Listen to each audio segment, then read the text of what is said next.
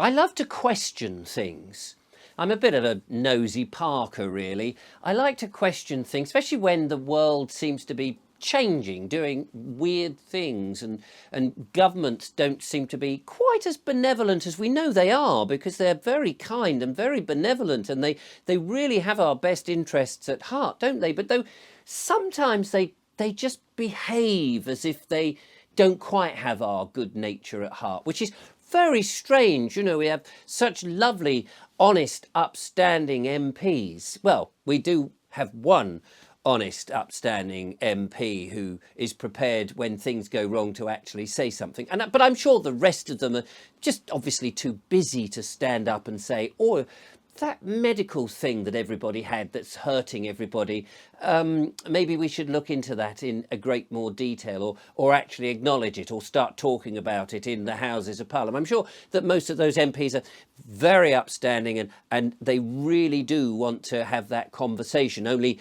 at the moment they're so bogged down with all those letters and emails that are asking them about it, when their people, their folk in the constituency that they're looking after are saying, actually, do you know what, I've had this problem ever since I had the woohoo, you know. And I'm sure they're so busy, but they do really want to get up and question it and ask the government why such a benevolent government would even entertain such horrors. But anyway, that's neither here nor there. So I find it curious and questionable, and I do like to ask questions, you know, innocent questions on here, because what do I know? I'm no expert. This is purely an opinion. But it did strike me quite vividly, actually, that there are lots of things, as people sort of say, do you know what, I don't know what we can do. What can we do? Things seem to be pushed down on us, and you can see the railroad map, if there is such a thing, ahead of us. These things are coming in fast and furious. Digital currencies, you know. Do I need? Is it a good thing? Is it a bad thing? Well, maybe it is a good thing. Maybe it's a splendid thing. If you don't mind, of course, the bank being able to sort of make the decision for you when you buy something. There's always that slight problem. But I'm sure the banks, you know, very kind, upstanding, benevolent sort of people who only exist to look after our money. They don't really want to profit from it, or indeed say to you, for example, you can't have that meat pie or that piece of sirloin steak or that little bit of extra petrol to go in your car because you've driven too far this month. They don't really want to have that horrible burden of having carbon credits to sort of evaluate whether you've been a good boy or not.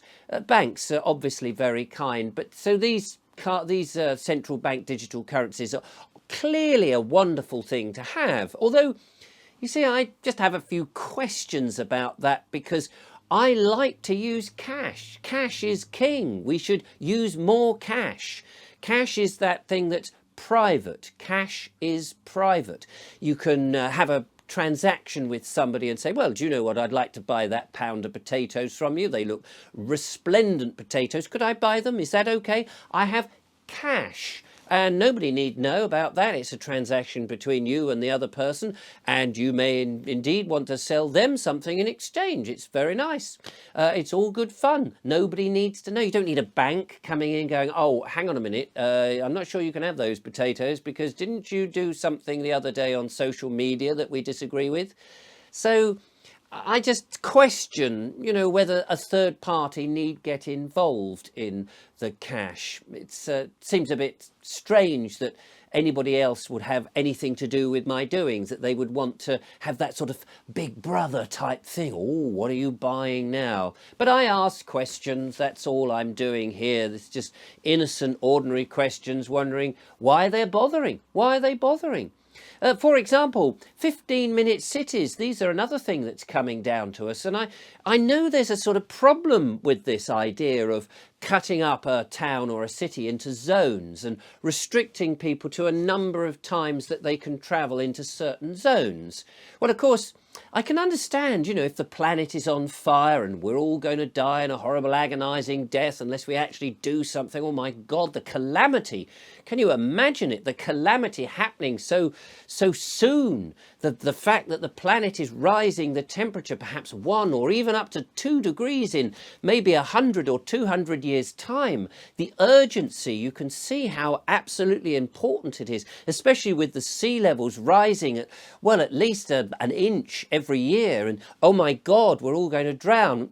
Unless, of course, we spend a little bit of time building a little barrier or something, or just move a bit further from the sea. And, you know, the tsunami type feel that we're going to get isn't quite as big as perhaps it's being made out to be. Of course, you know, in 200 years' time, I'm not sure I shall be here, and if the sea has come up a foot or two by then, I probably won't be worried. I don't think if I'm in the ground that they'll put my gravestone at the edge of the seaside anyway. So anyway, however, these 15-minute cities, I mean, we've got to do something, be fair, but I was wondering, you know, when the cameras, they take the photographs, don't they, of the car, and presumably it's really all they're interested in is the number plate. So these would be number plate recognition cameras. And so, of course, they're going to try and find who was driving the car, and it may not be the person who owns the car, or should I say more correctly, the keeper. The keeper could be a 12-year-old girl, for all I know, or a disabled person who can't drive. And it would be the person who drives the car who's done the infringement, but it would be the keeper who will get the fine, which seems extremely unfair to me in a democratic society in which we value fairness, that the keeper, who may not even be able to drive, is being fined for somebody else doing the infringement. That just seems extremely unfair. I don't know how that would stand up in a court of law. And you say, well, I didn't actually drive it. But never mind that. I think something else could be quite fun in a court of law. What would happen, for example, if you removed your number plate and you walked down the street into one zone and another zone more than 100 times, carrying your number plate? Would these camera recognition cameras focus in on the number plate and go, oh, you've been a naughty boy, you've carried a number plate in these 6 different zones? Would you get fines for carrying a number plate? Would that be a thing? Would you be standing there up in front of the beak saying, I'm sorry, my lord, yes, I've got all these fines for carrying a number plate? Is that illegal? Is that not permissible? Would there be a bylaw in there? Anybody carrying a number plate will be fined the maximum penalty. Maybe that is the case. Who knows? I don't know. Digital IDs is another thing that people are very concerned about. There's a consultation going on at the moment, and with these digital IDs, they want to know everything about you, your height, your breadth, your size of your personal private parts, no doubt, your health records, your dental records, the state of your bank balance, the parting of your hair. They want to know everything, and they want to be able to, so you can identify yourself to any department in the government, and of course all the third parties that the government use, even rogue third parties down the line, and of course anybody who happens to hack into the government's computer, which of course we know that has happened on more than one occasion. So all that wonderful private information about you that you can give them willingly, because you've got nothing to hide, have you? All that, absolutely everything that's known about you or could be known about you is on record, so that when you sign in and you give your ID, they know exactly who you are and how much you've been spending, because no doubt it'll be linked to your, of course, your central bank digital currency and all of that. So when you did buy that extra burger, or you went that extra 100 miles that you're not supposed to have done that month, or you posted something on social media, for example, it was a little bit inflammatory, they'll know about that as well, and maybe that might influence your universal benefit payment or your amount of carbon credits that you're allowed that week to spend. So, you know, very useful for the government, very convenient, because convenience is everything, isn't it? It depends which way it's going, of course. It's obviously convenient for us to be able to sign in on just one digital ID, but it's also very convenient for them to know everything. So I just wondered, you know, if you were one of those people who are into civil disobedience, and I know my audience would never think of doing this, because we're all upright standing members of the community. We would never think of adding lots of spurious information into the consultation form, or into whenever they are the questionnaire, when you've got to input all that information to tell you who you are and everything about you. You wouldn't dream of putting in the fact that you're 8'6" with big red hair and 3 breasts and 5 legs and spurious information. Like, you wouldn't think of putting in tons of falsehoods about you so that you became completely unrecognizable. And what about face recognition? Oh, that's exciting, wasn't it? My girlfriend can open her laptop and she only has to look at the laptop and it knows who she is. Oh, it's marvelous. She doesn't have to put in a little passcode or anything. There it is. The security is fantastic. And it's great because as she's given them her face and everything then that she does online, which of course will be associated to her IP address, they know exactly who was looking at which site and buying whatever or looking at which social media posts, ooh, even those naughty ones, because they'll have her face connected with it. How convenient for them to know all of that. Although it's convenient for her to open the laptop, of course, just to be able to get into it. But these things, I suppose, they're there for our benefit, aren't they? Always for our benefit. And of course, the benefit of perhaps the police who come knocking on your door to check your thinking once in a while, because you may have been looking at something or you may have tweeted something that you shouldn't have done.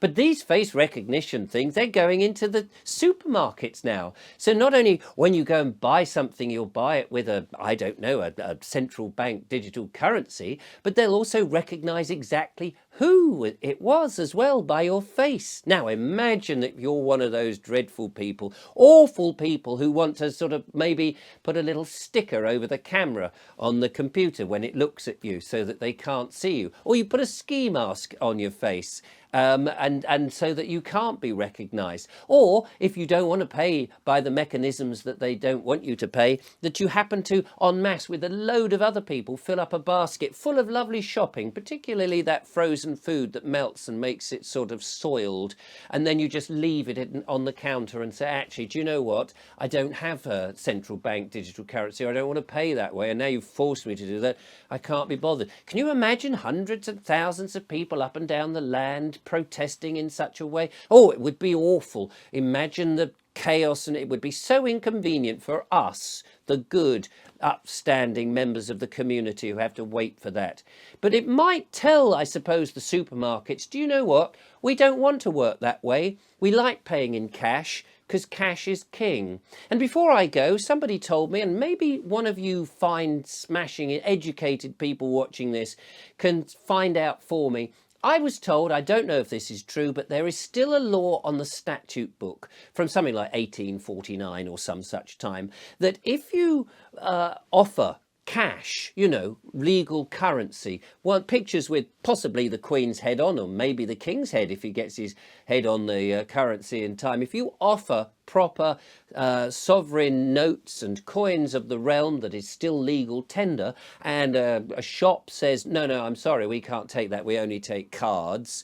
Apparently, according to this act, and I don't know if it's true, so I can't vouch for this, that if they refuse your currency, which is legal tender in the country, you are at liberty to take those products and have them for nothing. Now, somebody needs to check that because I don't know if that's true. But if that was the case, can you imagine the kind of chaos that would also realm? But of course, my audience, the people watching this video, you're all nice, upstanding, promising members of the community who would not do anything like that, I know. And it's so nice to be in such wonderful, fine company. It's the sort of company the government would be proud of. We're all law-abiding citizens who wouldn't do anything to disrupt what the government, the nice benevolent government, want us to do. Would we?